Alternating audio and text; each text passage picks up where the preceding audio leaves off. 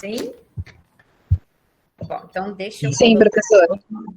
Então, deixa eu colocar aqui para dar início à gravação.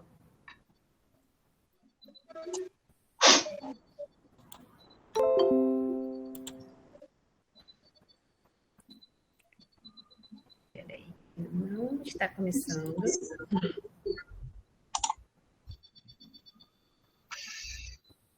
Só esperar um pouquinho.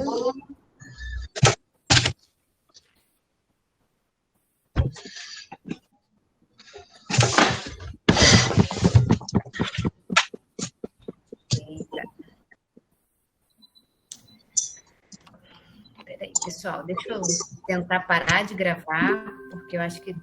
agora começou. Bom, pessoal, então, boa noite a todos. Sejam muito bem-vindos à apresentação do TCC, do curso de graduação em Educação Física da Uniswan. Hoje nós teremos a apresentação de 3 trabalhos, os 3 trabalhos relacionados à pessoa com deficiência, né? Então, particularmente, esportes para pessoas com deficiência. E a nossa banca é composta por 2 professores. A professora Thalita Ponce Sobral, que ela é educadora física, doutoranda em medicina, com especialização em endocrinologia, tem uma experiência no esporte adaptado, particularmente com pessoas com deficiência visual e deficiência física, e o professor Roberto Miranda, que também é doutorando, a Thalita na UFRJ, o Roberto também na UFRJ, na Faculdade de Educação Física, né, na área de concentração da natação. Também com uma experiência no esporte adaptado, principalmente aí com as deficiências físicas, né? A dissertação de mestrado dele foi com a paracanoagem, que é a canoagem voltada, adaptada para pessoas com amputações, com má formação congênita. Então, nós temos aí 2 profissionais que não poderiam compor uma banca melhor, né, em função de toda a experiência, de todo o histórico que eles têm com o esporte adaptado. Então, gostaria, antes de começar, de agradecer de antemão a participação dos 2, dizer que é uma honra, é uma felicidade ter vocês aqui. Vocês tiveram também a oportunidade de participar da outra banca, na verdade, até dos outros anos também, né, dos outros períodos também. Estão virando as figurinhas carimbadas dos TCCs. Então, agradeço mais uma vez e que bom poder contar com a participação de vocês. Então, eu vou chamar o primeiro grupo, que é composto pela Cristiane Lourenço, o Éder Pereira, Jéssica Barbosa, Juliana da Silva, Lucas da Silva, Matheus Melo. Eles vão falar sobre um trabalho sobre os efeitos da prática de natação em crianças e adolescentes com paralisia cerebral. Então, como regra, o grupo, na verdade, terá cerca de 20 a 25 minutos para fazer as suas colocações sobre o trabalho e logo em seguida a gente abre para as considerações da banca. Ok? O grupo está preparado para começar? Positivo. Positivo? Então tá. Positivo. Bem, então, boa apresentação, pessoal. Vamos lá. Boa noite, professora Patrícia. Boa noite a todos os professores da banca. Boa noite a todos os alunos presentes. Me chamo Matheus e irei iniciar nossa apresentação. A área de educação física adaptada tem ganhado cada vez mais espaço como novo campo de atuação profissional. As academias e escolas, por exemplo, estão focando em apresentar um trabalho diferenciado para a população especial. E essa é uma possibilidade de atuação para o profissional de educação física, que pode fazer atividades com pequenos grupos, individualmente ou até mesmo com atendimento domiciliar, incentivando assim a participação esportiva, a interação de alunos com deficiência, com o objetivo não só de reabilitar, mas também de estimular o lazer e o convívio social para ajudar a superar os problemas dessas crianças. A paralisia cerebral é uma deficiência permanente sem cura, que afeta 7 a cada 1.000 pessoas em todo o Brasil. Existem algumas atividades físicas, como a natação, que podem reduzir significativamente os impactos negativos dessa deficiência. Com a ação quase nula da gravidade na água, torna bem mais fácil a execução de movimentos que seriam difíceis ou até mesmo impossíveis fora da água, para as pessoas que possuem lesão cerebral. Tem também o fato da pessoa se sentir bem na água, porque a água diminui a rigidez muscular, aumenta a amplitude de movimentos, dá força e equilíbrio, além de elevar sua autoestima, já que ele consegue realizar os movimentos que antes não podia. Aí isso tudo faz com que o seu quadro clínico venha a progredir. O nosso trabalho se justifica pela necessidade da divulgação de informações sobre como a natação pode trazer benefícios às pessoas com paralisia cerebral, já que ela contribui não só como uma forma de terapia das habilidades motoras ou cardiorrespiratórias, mas também na parte psicológica e social. A divulgação dessas informações também é importante para que futuros profissionais de educação física entendam melhor a importância de seu papel e abordem também sobre a relevância da prática de exercícios físicos, principalmente a natação, como instrumento essencial na melhora da qualidade de vida das pessoas com paralisia cerebral, além de servir como um estímulo para a atualização dos profissionais já atuantes, levando em conta a carência de trabalhos nessa área. Nós viemos com o objetivo de apresentar por meio de evidências científicas os principais benefícios da prática de esportes como a natação, relacionados à melhora da qualidade de vida e do estado geral de saúde das crianças com paralisia cerebral. Para a realização do nosso TCC, realizamos uma pesquisa bibliográfica em livros e artigos científicos sobre o tema em questão, a paralisia cerebral. Agora, eu irei passar a palavra para a nossa amiga Juliana. Boa noite a todos. Para desenvolver o nosso tema, eu começo falando sobre o que acomete o público-alvo do nosso trabalho, que é a encefalopatia crônica não progressiva, comumente chamada de paralisia cerebral, e aqui no nosso trabalho, em alguns momentos, PC. A paralisia cerebral é um grupo de desordens que afetam diretamente os movimentos e a postura. Essas desordens podem ser seguidas de distúrbios perceptivos, sensoriais, cognitivos, de comunicação, comportamentais, musculoesqueléticos secundários e epilepsia. Segundo dados do Ministério da Saúde, a cada 1.000 nascidos vivos, 7 crianças têm paralisia cerebral, em torno de 30 a 40 mil novos casos por ano. A desordem provém de lesões estáticas que destroem as células dos tecidos nervosos no cérebro ainda fetal, durante o parto ou após o nascimento, e aí, nesse último caso, até os 2 primeiros anos de vida da criança. As causas das lesões podem ser várias, entre elas, durante a gestação, infecções como rubéola ou HIV, intoxicações por drogas ou álcool, radiação, traumatismo, doenças crônicas, desnutrição, eclâmpsia e malformação. Durante o parto, a prematuridade, que é um fator importante, complicações também no trabalho de parto e alguns fatores fetais. Após o nascimento, durante os 2 primeiros anos de vida da criança, doenças graves como meningite, sepse, traumatismo, desnutrição, desidratação. Mas, de forma geral, a causa mais comum é a hipóxia, que é a falta de oferta de oxigênio para o cérebro, geralmente ocorrida durante o parto. As síndromes e manifestações. As síndromes e manifestações resultantes dessas lesões são dificuldades motoras e posturais devido à espasticidade, alterações no tônus muscular, possíveis distúrbios cognitivos e manifestações neurológicas, como deficiência auditiva, deficiência visual, epilepsia, repetição de padrão de movimentos, hiperreflexia. As síndromes vão variar de acordo com a extensão da lesão e o local afetado do cérebro, e categorizando aí na ilustração também a espástica, discinética, atáxica e mista. Na espástica, resultado de dano no córtex motor, a criança vai apresentar espasticidade, rigidez muscular, aumento no tônus muscular que dificulta seus movimentos. Na discinética, dessa vez com danos nos gânglios basais, essas crianças desenvolvem movimentos involuntários e anormais e variações na tonicidade muscular e na postura, devido à ausência da regulação do tônus.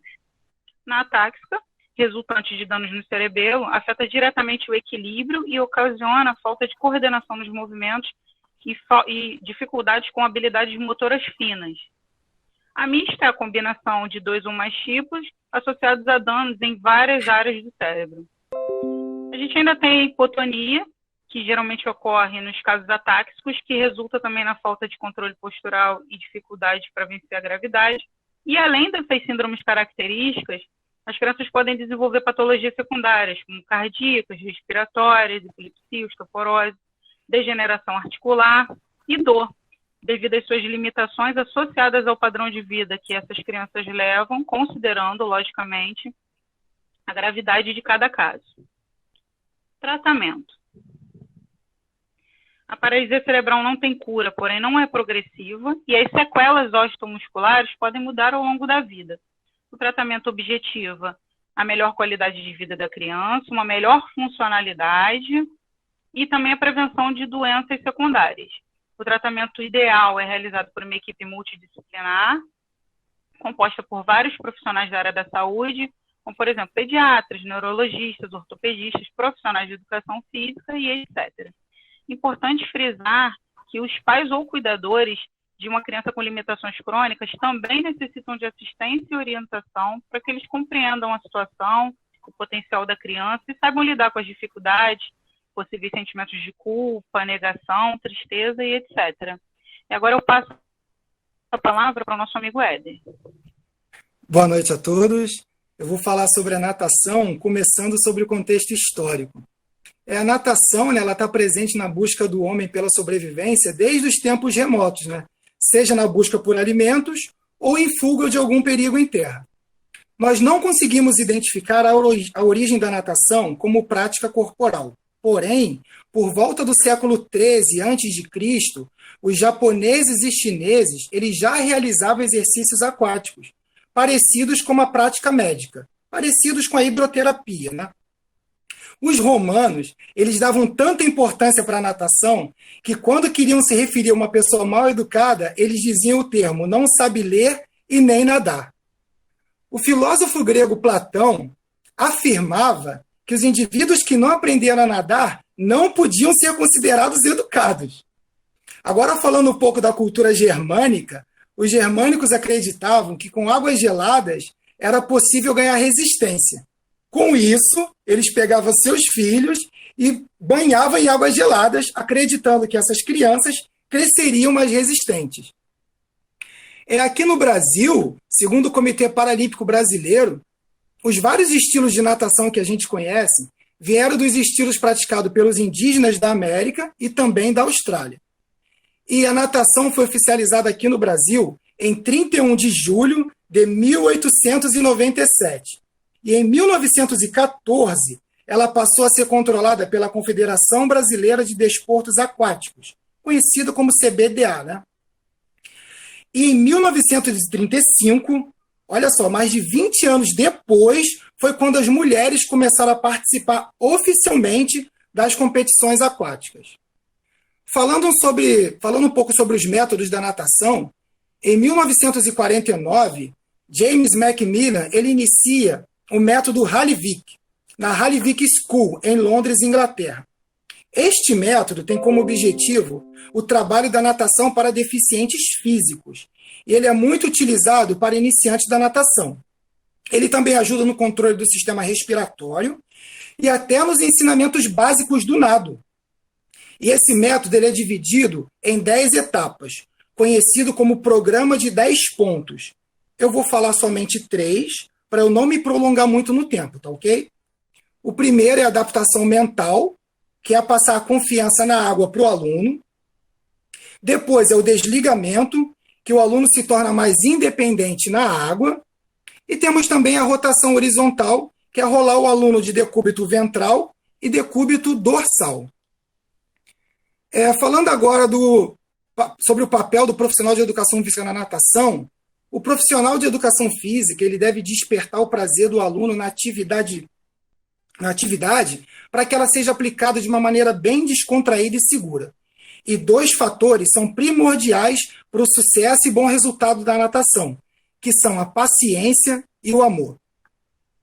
No período passado, eu tive uma matéria chamada Educação Física e Promoção da Saúde, com a professora Cláudia. E um fator que me marcou muito foi quando ela disse que o professor ele nunca deve desistir do seu aluno. Então, eu concluo que, além da paciência e além do amor, o professor também nunca deve desistir do aluno. Ele também deve estar presente nas aplicações das atividades, principalmente dentro da água, até ter certeza que a segurança e a confiança do aluno estão garantidas conforme no programa de 10 pontos. E o professor de educação física também não devem deixar os materiais jogados na borda da piscina, né, para poder evitar acidentes.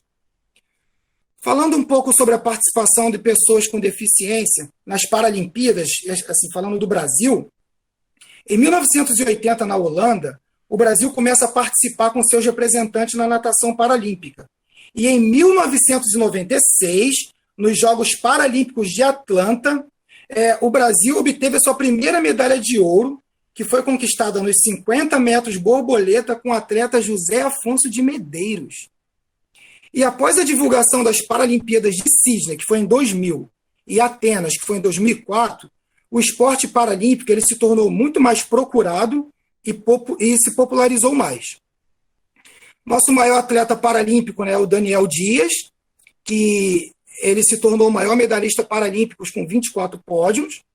Temos também da paracanoagem o Fernando Fernandes, que é tetracampeão mundial. Mas como nós estamos falando da paralisia cerebral, também nós temos um atleta paralímpico de destaque, que é o Maciel de Souza Santos. O Maciel ele teve paralisia cerebral durante seu nascimento e começou no esporte paralímpico bocha aos 11 anos de idade. E aos 17 anos ele já era campeão brasileiro paralímpico. O Maciel também tem 14 títulos brasileiros e a sua maior conquista foi o ouro nos Jogos Paralímpicos de Londres em 2012. Agora eu vou dar a palavra para minha amiga Jéssica.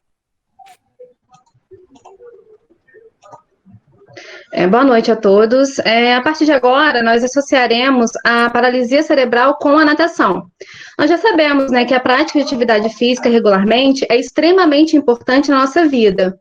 E para crianças e adolescentes, essa importância ela é ratificada pela Organização Mundial de Saúde quando recomenda a prática de atividades físicas por pelo menos 60 minutos ao dia, por 3 vezes na semana.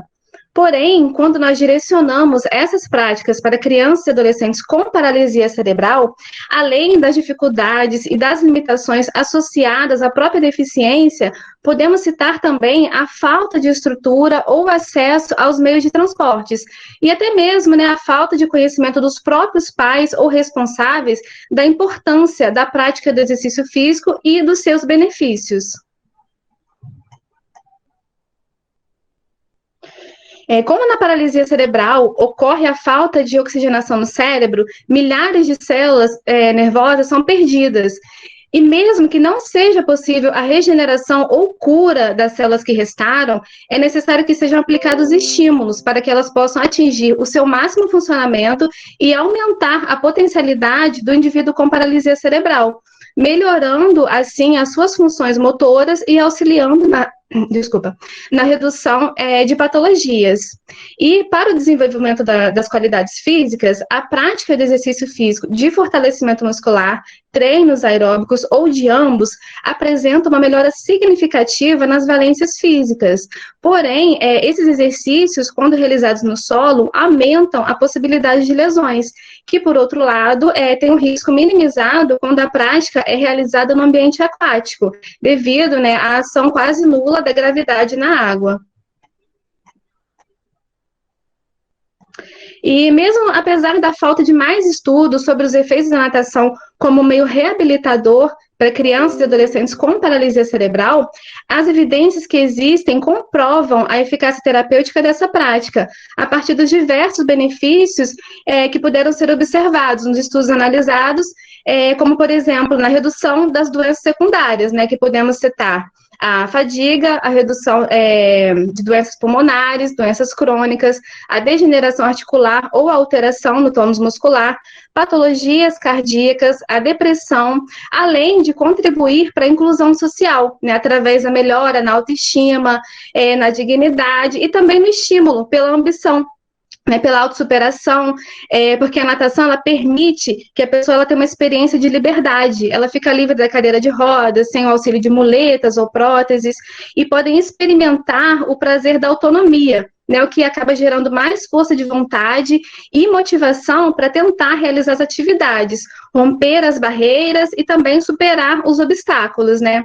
E a natação, como uma prática leve e lúdica, ela pode ser considerada uma terapia, pois proporciona o aumento da funcionalidade, que vai refletir diretamente na autonomia, através do encorajamento, no estímulo à independência funcional, né, tanto em casa ou para acessar a piscina, e também na aceitação social, através do convívio com o grupo e na confiança, né, tanto da criança quanto dos seus cuidadores ou responsáveis.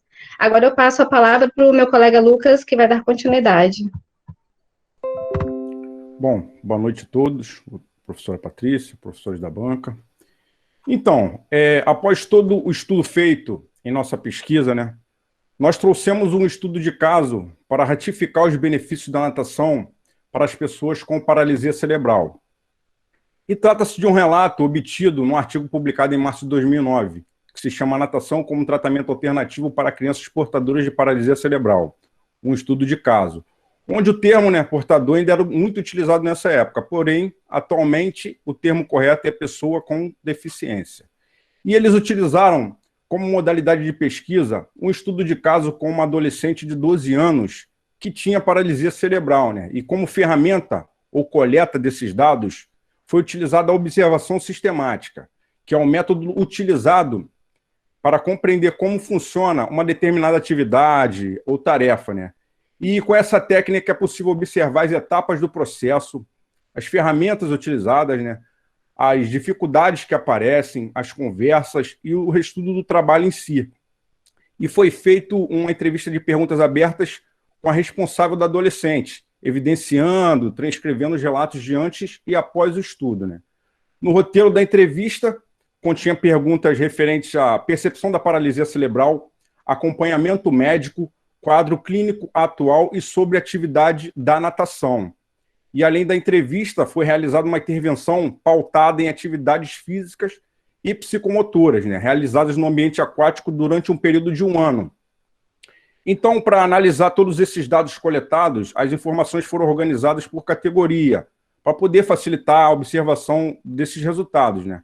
Inicialmente, eles levaram em consideração a individualidade biológica, as limitações, as particularidades da patologia da adolescente, e o objetivo principal do estudo era melhorar o emocional dela, né, a motivação, obter ganhos significativos entre o quadro atual e final da adolescente após o estudo. E as atividades que eles aplicaram foi a de fortalecimento muscular, amplitude de movimentos, né, como, por exemplo, um simples ato de abrir e fechar as mãos, né, por ela ter seus membros contraídos ou até por sentir dor.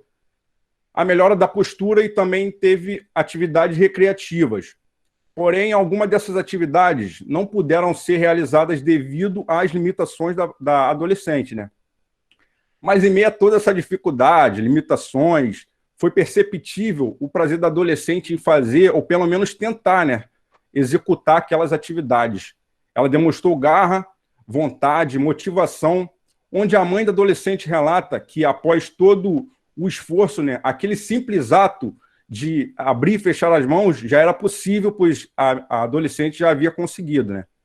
E ela passou a ter mais força, equilíbrio, reduziu significativamente a rigidez muscular, o que facilitou a amplitude dos movimentos, além de incluir ela num convívio social mais humano, igualitário, onde ela pôde se sentir muito mais prestativa.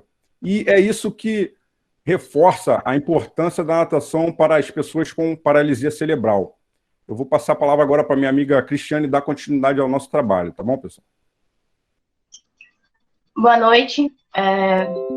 Apesar da falta de estudos mais atualizados sobre o tema, os que utilizamos como referência possuem mais de 10 anos, podemos concluir que a natação ela pode proporcionar benefícios para as crianças e adolescentes com paralisia cerebral, desde que a prática das atividades elas sejam aplicadas por profissionais que possuam conhecimento na área.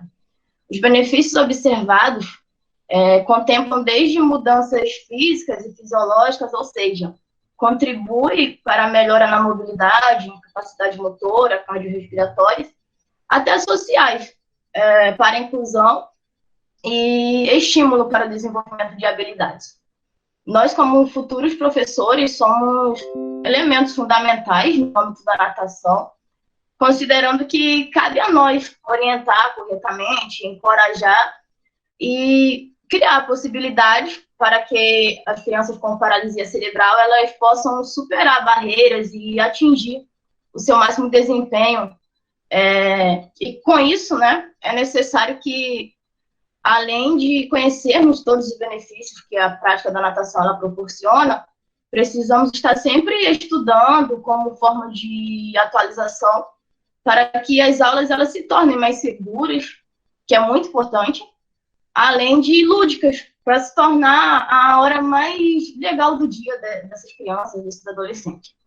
E, mediante todas as considerações aqui expostas, através das pesquisas realizadas, podemos concluir que a natação ela é benéfica para as crianças e adolescentes com paralisia cerebral, sendo esta considerada uma terapia.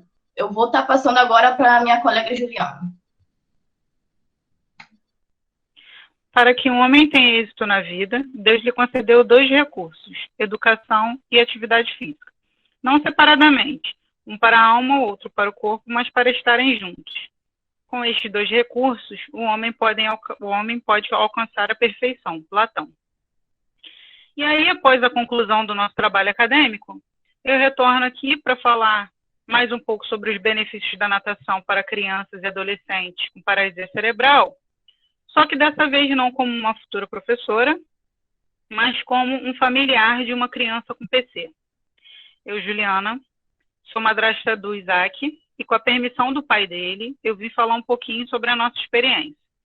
Nosso Isaac nasceu com 23 semanas, mais ou menos 5 meses de gestação, pesando apenas 750 gramas, e PC ocorrido não só pela prematuridade e tudo que vem com isso, como o baixo peso e alguns sistemas ainda maturando, mas também com hipóxia, que acabou resultando em comprometimentos cognitivos, motores, posturais, perceptivos, ele tem deficiência visual e algumas manifestações que já foram expostas aqui anteriormente no nosso trabalho. Ele hoje tem 10 anos, estuda no Instituto Benjamin Constant, é acompanhado por uma equipe multidisciplinar de profissionais da saúde. Ao longo do seu desenvolvimento, ele já fez algumas hidroterapias, mas há 3 anos ele faz natação 2 vezes por semana, que tem trabalhado também o que a gente expôs aqui, que a natação trabalha, né? Eu venho aqui hoje para contar para vocês sobre o reflexo que a prática da natação trouxe, não só na reabilitação física do Isaac, quanto na sua reabilitação psicológica e mais, na nossa reabilitação psicológica. A mãe do Isaac o deixou com 1 ano e meio.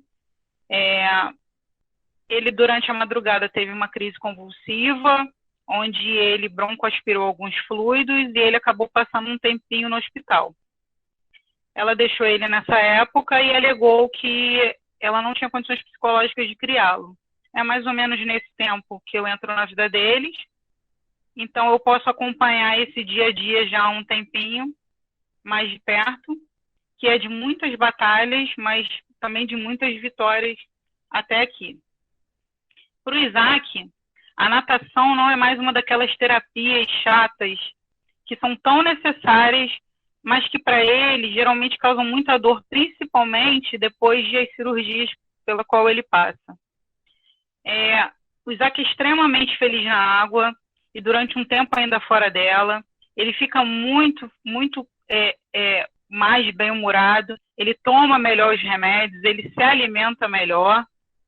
E esse relato não vem só para corroborar com os relatos dos estudos que nós apresentamos aqui, aliados à minha vivência, como, por exemplo, ele hoje tem um melhor controle nas repetições de padrão de movimento, a postura dele é melhor, a amplitude de movimento, ele hoje apoia melhor os pés no chão, e aí com isso, né, ele anda melhor a marcha, ele não fica tão gripado, que no caso dele é muito ruim, porque se agrava muito rápido, né, ele não fica tão cansado, mas ele consegue coordenar melhor os movimentos, como, por exemplo, ele consegue hoje pegar a comida no pratinho e levar até a boca, ele não conseguia se alimentar, um movimento que é tão simples para a gente, mas que para ele realmente é extremamente complexo. Mas eu também venho chamar a atenção para alguns benefícios que muitas vezes passam desapercebidos, que não são só do Isaac, mas também são nossos enquanto pais e cuidadores e familiares de uma criança com PC. Nem todos os pais ou cuidadores, estão preparados para saber lidar com as dificuldades e até sofrimentos que essas crianças muitas vezes passam. Nem todos os pais ou cuidadores têm sequer condições de levar seu filho até a fisioterapia, dirá de ter uma equipe multidisciplinar cuidando dele. Nem todos os pais ou cuidadores têm condições de ter uma orientação, um apoio psicológico para saber lidar com isso tudo. Então, para nós, a cada movimento que o Isaac faz, a cada sensação de liberdade que ele tem, a cada pensamento que ele consegue construir ou desenvolver, o sentimento que ele consegue expressar para a gente com mais clareza, equivalem a 10 sessões de terapia.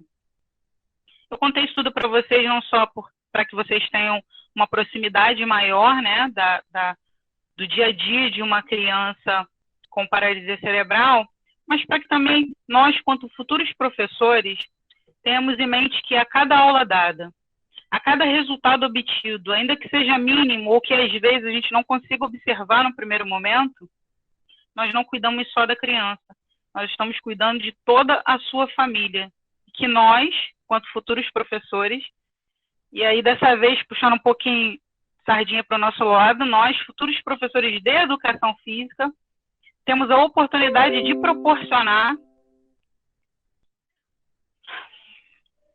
às pessoas com deficiência uma reestruturação prazerosa, não só física, quanto psicológica. O Isaac ama 3 coisas na vida, que é mingau, futebol e natação. E aí eu encerro enfatizando que a permissão foi dada pelo pai, com esse sorriso que diariamente é o nosso remédio e a nossa força e nos mostra que realmente o essencial é invisível aos olhos. Nosso grupo agradece a professora Patrícia, nossa orientadora, aos professores da banca, às pessoas que estão presentes, aos amigos que nos acompanharam aí durante essa jornada. Muito obrigada.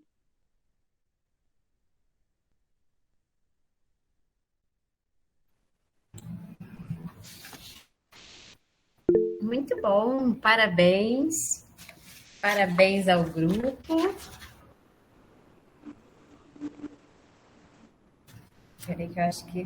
Vocês estão me ouvindo? Sim, professora. Ah, não, agora voltou. Acho que a minha conexão aqui tinha travado. Então, parabéns ao grupo, parabéns pela apresentação, por esse relato final, né? Vocês conversaram comigo na última aula, né?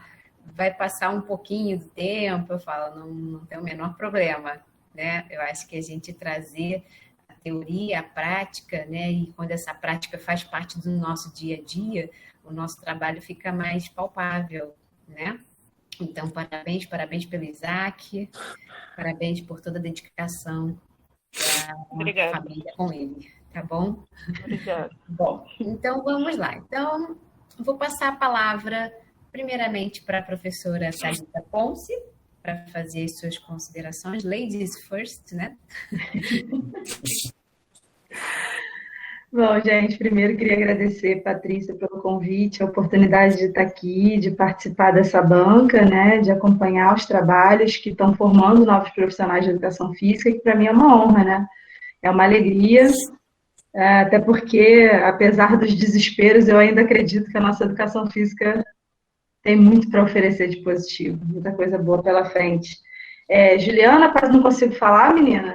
Meu Deus, parabéns, viu? Que professora, embargou um pouquinho, né? Se multipliquem Julianas, tá? Que tenham mais Julianas pelo mundo e mais do seu marido e pessoas que acreditem, porque a gente tem que acreditar, porque essas crianças têm futuro, sim, e não é para a gente desacreditar, não. Acho que eu vou começar pela Juliana, já que eu falei dela. Eu achei muito importante o relato da Juliana sobre a realidade, porque quando a gente começa a trabalhar com a educação física, a gente tem um monte de teoria na mão, né? E a gente precisa aprender a lidar com aquele ser humano. E as teorias não vão ter aplicabilidade quando a gente não entende o dia a dia. E eu gosto muito de uma frase que eu ouvi no simpósio paradesportivo, né, que me marcou, eu guardei para mim, que não é o nosso protocolo frente ao aluno, é o aluno frente ao protocolo. Então, a gente tem uma noção de como mais ou menos aquele trabalho vai funcionar, mas a gente vai focar no ser humano primeiro. E acho que a Juliana trouxe isso de forma brilhante, com um exemplo prático, com muito amor também. Com relação ao trabalho, no início da apresentação, uma sugestão que eu tenho para dar para vocês é que alguns estavam com muito texto e o texto não estava exatamente condizente com o que estava sendo dito. Aí eu estava tentando ler e estava em outro momento, aí eu falei, bom, vou parar de ler, vou aguardar o que eles vão explicar. A explicação estava muito boa, muito organizada, mas se for para a gente mudar, mas vamos dizer assim, bota só os tópicos, como vocês fizeram depois. Foram só os primeiros slides que ficaram assim, depois veio certinho. Bota só os tópicos que aí a gente não se prende à leitura. A gente fica acompanhando o que vocês estão falando. É muito importante em slides a gente evitar textos longos. Bota ali os tópicos e segue, porque todos vocês estavam dominando o assunto, que é um ponto forte para mim do tema. Todos estavam dominando bem o assunto, né, do grupo. O primeiro que apresentou, o nome dele, eu anotei aqui, acho que é o Matheus. Matheus, respira. Você sabia tudo que você estava falando, só respira. Estava tudo bem, você estava apresentando bem, só que bateu uma ansiedade ali, atropelou um pouquinho as palavras. O Éder também, que foi outro que eu anotei alguma coisa aqui para falar. Você falou super bem, sabia tudo. Vamos fazer um link melhor entre as situações. Pulou da história da natação para a função do educador físico. Então, na história da natação, com o passar do tempo, você tem a necessidade de ter um ensino segmentado, aí entra o profissional de educação física. Para não ficar uma coisa, natação, o profissional de educação física, pá, e as pessoas ficam se perguntando, tô aqui, tô ali, vou para cá, vou para lá. Dá uma contextualizada até a gente chegar lá. Por que você estava dominando o tema, todos para mim mostraram, mas só esse link bacana. E, por fim, gente, no início, vocês colocaram que vocês fizeram uma revisão de alguns trabalhos. O nome é revisão bibliográfica, vocês podem botar o nome direitinho, revisão bibliográfica, vocês não fizeram uma revisão sistemática, mas fizeram uma revisão bibliográfica. Aí só classificar direitinho. Mas para isso eu queria dar os parabéns ao grupo, uma apresentação muito completa, introdução, objetivos, métodos, tudo com as referências bonitinho e todo mundo dominando o tema e fechando com chave de ouro com um exemplo próximo, clássico, assim, verdadeiro, né, palpável, para ajudar a gente na compreensão do tema. Então, parabéns, gente. Obrigado. Obrigada. Estou todo me tremendo aqui. Passar a palavra agora para o professor Roberto Miranda. Não sobrou nada para ele falar, né? Mas, Roberto Miranda, por gentileza, dê boa noite ao grupo. Boa noite a todos, boa noite a todos. É um prazer estar aqui. Obrigado pelo convite, professora. E assistir um trabalho tão bem organizado, assim, com muita coisa que a gente convive no dia a dia. Eu, particularmente, trabalho diretamente com natação, trabalho diretamente com a pessoa com deficiência e, para mim, é um motivo de muita alegria saber que profissionais estão saindo da faculdade, né, direto para o meio de atuação, capacitados assim com relação ao tema. Parabéns ao grupo aí por ter se aprofundado. Eu acho que a professora Thalita falou praticamente tudo que eu iria falar. Assim, eu senti falta com relação a alguns encaixes ali no início, com relação à ordem. Tinham bastante coisas escritas e, como ela falou, são tópicos e vocês estão dominando muito o tema. Então, não precisava de tanto texto, mas a minha reflexão vai ser mais com relação à prática. Vocês falaram assim um pouco rápido com relação à segurança e como, além de educador físico, eu sou guarda-vidas, eu me preocupo muito com a questão da segurança. Então, um indivíduo ou uma criança, qualquer pessoa que tenha a paralisia cerebral, ela carrega com si alguns tipos de características assim específicas e cada um vai ter a sua característica de acordo com o nível da paralisia cerebral.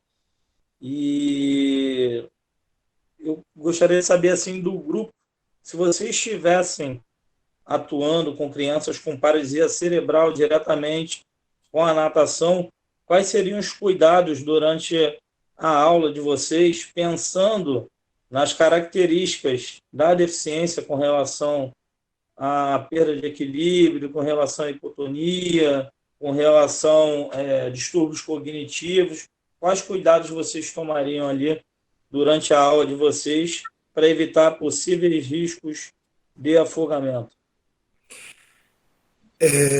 Boa noite. Boa noite. Estar sempre presente ao lado desse aluno, devido a essas circunstâncias, né? Estar sempre ao lado dele, não deixar ele sozinho.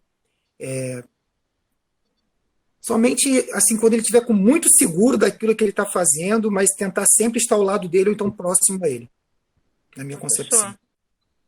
Eu poderia acrescentar que eu acho preciso, né? Nós passamos muito rápido por alguns tópicos, porque nós tínhamos muitas informações para dar e pouco tempo, e tinha o relato, mas a gente acredita, e foi discutido isso em relação à segurança, sobre até uma preparação para possíveis intercorrências, uma atualização. Quando a gente fala de atualização e estudo, a gente fala também em relação a um curso de primeiros socorros também, que é muito importante, em relação ao aquecimento até antes de entrar na água, pela temperatura, por causa da temperatura da água, que isso pode influenciar também, né? Apoio, obviamente, a criança precisa ter segurança, os pais também precisam ter segurança, né? De confiar a criança com a gente, e até porque eles atrapalham, né? Se o pai tiver muito tenso, ele passa essa tensão para a criança e acaba atrapalhando. Equipamentos de amparo, né? No caso da natação em si, boias, obviamente a presença do professor o tempo inteiro. Então, são esses cuidados assim. Fora da piscina também não deixar equipamentos jogados, né? Ter todo um cuidado na hora de entrar. Eu acredito que são fatores importantes. É o que eu tenho a complementar em relação à segurança. Perfeito, Éder. Perfeito, Juliana. Sempre lançar a mão, assim, os recursos são para serem utilizados. Lembrar sempre dos materiais flutuantes. Eu acho que os materiais flutuantes, eles, com relação a uma boia, com relação ao macarrão, né? Aquela espiga ou amarela, aquelas coisas que costumam utilizar nas aulas, eu acho que dá uma segurança maior para a gente trabalhar, porque quando a gente chega para dar aula, não é um aluno, não são só dois, são vários alunos, e a gente tem que ter um olhar bem atento, que é questão de segundos, e optar também pela parte mais rasa, às vezes, da piscina, que vai te dar uma segurança maior durante a aula de vocês, tá? Então, é só esse adendo aí que eu gostaria de passar para o grupo com relação à segurança, se vocês estiverem atuando diretamente ou acompanhando alguma aula. E, Jéssica, um detalhe aí na sua apresentação, é a Organização Mundial da Saúde, não é a Organização Mundial de Saúde, isso é normal. Certo, é o nervosismo. É o nervosismo na hora, Não, medo de errar. Isso acontece. E, Éder, em algum momento da sua apresentação, você falou para deficientes físicos, só atentar aí, pessoa com deficiência, tá bom? Novamente, parabéns ao grupo aí e tenha uma boa noite. Obrigado. Obrigada. Muito obrigada, professora Thalita, professor Roberto, pelas considerações. O grupo tem mais alguma palavra? Vocês gostariam de falar mais alguma coisa? Não. Professora, só de agradecer mesmo a oportunidade também de estar passando um pouquinho da vivência aí, né, desse dia a dia, que realmente a gente se emociona no final, porque é muito próximo, né? Então, quando a gente conta a história do outro é mais fácil, na nossa é um pouquinho mais complicado. Pedir desculpa aí pela emoção aí na hora da apresentação e só agradecer mesmo, professora. Imagina, é porque só quem vive sabe, né? Isso é o que eu costumo falar muito com os alunos na aula de Educação Física Inclusiva. Então, só quando você vivencia, você tem a real dimensão do que é o universo da pessoa com deficiência. O grupo está super de parabéns. Parabéns mais uma vez. Então, eu gostaria de convidar agora o segundo grupo, que vai falar sobre a importância do treinamento de força para a aptidão física relacionada à saúde de crianças.